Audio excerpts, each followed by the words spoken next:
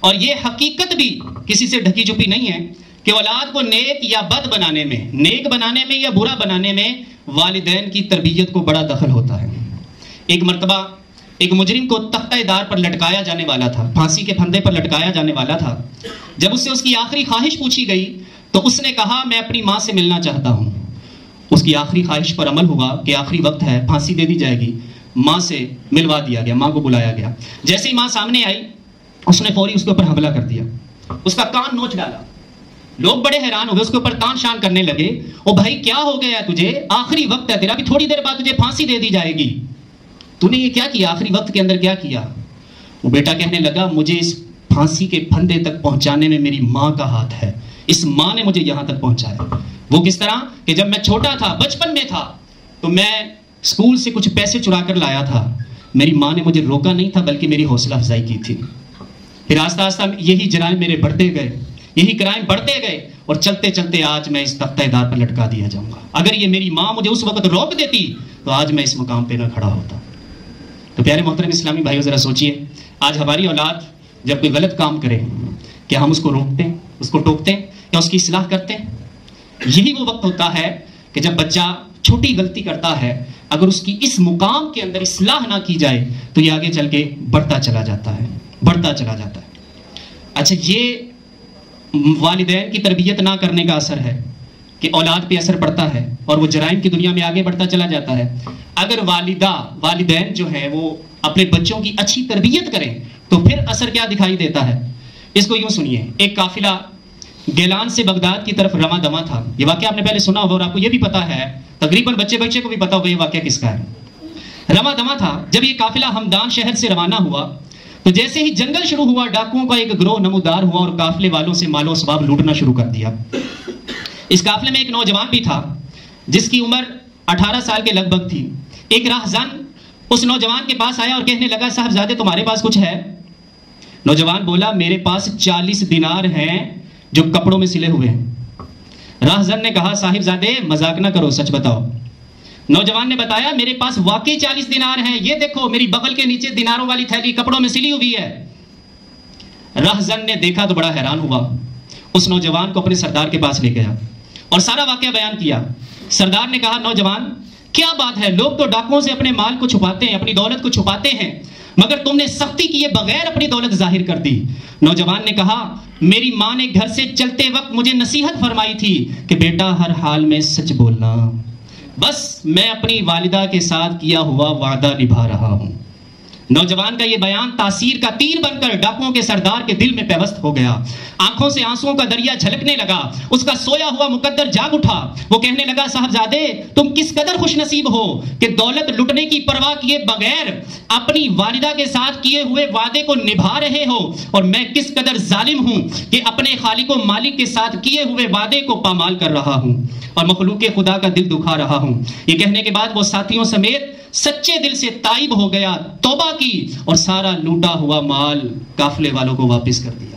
اب یہ والدہ کی اچھی تربیت تھی کہ جس کی یہ برکت ظاہر ہوئی۔ میٹھے میٹھے اسلامی بھائیوں، موضوع چونکہ اولاد کی تربیت بھی ہے، موجودہ حالات میں اخلاقی قدروں کی پامالی کسی سے ڈھکی چھپی نہیں ہے، اخلاقیات برباد ہو رہی ہیں، نیکیاں کرنا بے حد دشوار ہو گیا ہے اور ارتکاب گناہ کرنا بہت آسان ہو گیا ہے۔ پہلے کے دور سے آج گناہ کرنا بہت آسان ہو گیا، اس کا اندازہ آپ کو ہے۔ مسجدوں کی ویرانی، مسجدیں ویران ہیں، اور سینما گھروں اور ڈرامہ تھیٹروں کی رونق دین کا درد رکھنے والوں کو 8 آنسو رلاتی ہے۔ T V, V C R, dish antenna, internet اور کیبل کا غلط استعمال کرنے والوں نے اپنی آنکھوں سے حیا دھو ڈالی ہے۔ تکمیل ضروریات و حصول سہولیات، اپنی ضروریات کو مکمل کرنے کے لیے اور اپنی سہولیات کو حاصل کرنے کے لیے جد و جہد نے، کوشش نے انسان کو فکر آخرت سے یکسر غافل کر دیا ہے۔ یہی وجہ ہے کہ دنیاوی شان و شوکت اور ظاہری آن بان مسلمانوں کے دلوں کو اپنا گرویدہ بنا چکی ہے، مگر افسوس اپنی قبر کو گلزار جنت بنانے کی تمنا دلوں میں گھر نہیں کرتی۔ ان نامساعد حالات کا ایک بڑا سبب والدین کا اپنی اولاد کی مدنی تربیت سے غافل ہونا بھی ہے، کیونکہ فرد سے افراد اور افراد سے معاشرہ بنتا ہے۔ آج ہم معاشرے کو تو کوستے ہیں کہ معاشرہ بڑا برا ہے، معاشرے کے اندر یہ جرائم ہو رہے ہیں، معاشرے کے اندر یہ ہو رہا ہے۔ کیا ہم یہ سوچیں کہ ہماری جس کے اوپر حکومت ہے، اپنے بچوں کے اوپر، کیا ہم نے وہاں سے جرم کو ختم کرنے کی کوشش کی؟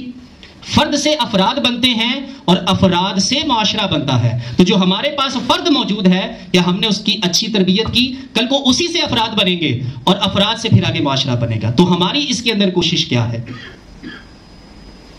پیارے محترم اسلامی بھائیوں، جن کی اولاد بگڑ جاتی ہے، پھر وہ ہر کس و ناقص کے سامنے اس کا رونا روتے رہتے ہیں، لیکن حل نہیں ملتا۔ ایسے والدین کو غور کرنا چاہیے کہ اولاد کو اس حال تک پہنچانے میں ان کا کتنا ہاتھ ہے، کیونکہ انہوں نے اپنے بچے کو ABC بولنا تو سکھایا مگر قرآن پڑھنا نہ سکھایا، مغربی تہذیب کے طور طریقے تو سمجھائے مگر رسول عربی صلی اللہ تعالیٰ علیہ وسلم کی سنتیں نہ سکھائیں، جنرل نالج معلومات عامہ کی اہمیت پر اس کے سامنے گھنٹوں کلام کیا مگر فرض دینی علوم کے حصول کی رغبت نہ دلائی، اس کے دل میں مال کی محبت تو ڈالی مگر عشق رسول کی شمع فیروزہ نہ کی، اسے دنیاوی ناکامیوں کا خوف تو دلایا مگر امتحان قبر و حشر میں ناکامی سے وحشت نہ دلائی۔ آج میٹرک کا بچہ ہو تو جب امتحان آتا ہے اس کی کیا حالت ہوتی ہے، کتنا اس کے اوپر پریشر ہوتا ہے۔ دعا کیجیے گا، محنت بھی کرتا ہے، دن رات محنت کر۔ یہ پریشر کیوں ہے اس کے اوپر؟ یہ ہم نے ڈالا ہے، یہ معاشرے نے ڈالا ہے کہ اگر اس میں فیل ہو گئے نا تو یہ محنت ساری ضائع ہو جائے گی۔ کیا یہی احساس، یہی خوف قبر اور حشر کے امتحان میں ناکام ہونے کا بھی ہماری اولاد کو ہوتا ہے؟ بچہ جب نماز قضا کرتا ہے، کیا ہمارے اس وقت ہمیں کوئی احساس ہوتا ہے کہ میں اپنے بچے کو جو ہے نا کوئی نصیحت کی بات کروں کہ بیٹا تو نے نماز کیوں قضا کر دی؟ بیٹا جب جھوٹ بولتا ہے کہ اس وقت ہم اس کو کوئی نصیحت کرتے ہیں، بیٹا تو نے جھوٹ کیوں بولا؟ اس وقت ہمارا دل غمگین ہوتا ہے کہ میرے بیٹے نے آج جھوٹ بول دیا، میری تربیت میں کمی رہ گئی۔ اس وقت ہمیں یہ احساس ہوتا ہے؟ اگر نہیں ہوتا تو ہونا چاہیے۔ پیارے محترم اسلامی بھائیوں، عموماً دیکھا گیا ہے کہ بگڑی ہوئی اولاد، جن کی اولاد بگڑ جاتی ہے تو والدین اس کی ذمہ داری ایک دوسرے پر ڈالتے ہیں۔ جو والد ہے وہ کہتا ہے ماں کا قصور ہے، ماں کہتی ہے والد کا قصور ہے، میں تو گھر میں رہتی ہوں، میں تو کرتی رہتی ہوں، لیکن تم اسے ٹائم نہیں دیتے۔ اب دونوں جو ہے نا ایک دوسرے کو قصوروار ٹھہراتے ہیں، لیکن ایک دوسرے کو قصوروار ٹھہرانے سے کام نہیں چلے گا۔ اولاد کی مدنی تربیت کرنا یہ صرف والد یا صرف والدہ کا کام نہیں ہے، بلکہ دونوں کی اکٹھی ذمہ داری ہے کہ دونوں مل کے اپنی اولاد کی تربیت کریں۔ قرآن پاک میں اللہ تبارک و تعالیٰ ارشاد فرماتا ہے، ترجمہ کنز الایمان، اے ایمان والو اپنی جانوں اور اپنے گھر والوں کو اس آگ سے بچاؤ جس کے ایندھن آدمی اور پتھر ہیں، اس پر سخت کردے یعنی طاقتور فرشتے مقرر ہیں جو اللہ کا حکم نہیں ٹالتے اور جو انہیں حکم ہو وہی کرتے ہیں۔ جب نبی اکرم نور مجسم صلی اللہ تعالیٰ علیہ وسلم نے یہ آیت مبارکہ صحابہ کرام رضی اللہ تعالیٰ عنہم کے سامنے تلاوت کی تو وہ یوں عرض گزار ہوئے، یا رسول اللہ صلی اللہ علیہ وسلم، ہم اپنے اہل و عیال کو آتش جہنم سے، جہنم کی آگ سے کس طرح بچا سکتے ہیں؟ سرکار مدینہ فیض گنجینہ صلی اللہ تعالیٰ علیہ وسلم نے ارشاد فرمایا، تم اپنے اہل و عیال کو ان چیزوں کا حکم دو جو اللہ عز و جل کو محبوب ہیں اور ان کاموں سے روکو جو رب تعالیٰ کو ناپسند ہیں۔ اور حضور پاک صاحب الاولاق سیاح افلاق صلی اللہ تعالیٰ علیہ وسلم کا فرمان عظمت نشان ہے، تم سب نگران ہو، تم سب نگران ہو اور تم میں سے ہر ایک سے اس کے ماتحت افراد کے بارے میں پوچھا جائے گا۔ بادشاہ نگران ہے، اس سے اس کی رعایا کے بارے میں پوچھا جائے گا۔ آدمی اپنے اہل و عیال کا نگران ہے، اس سے اس کے اہل و عیال کے بارے میں پوچھا جائے گا۔ عورت اپنے خامد کے گھر اور اولاد کی نگران ہے تو عورت سے اس کے بارے میں پوچھا جائے گا کل بروز قیامت۔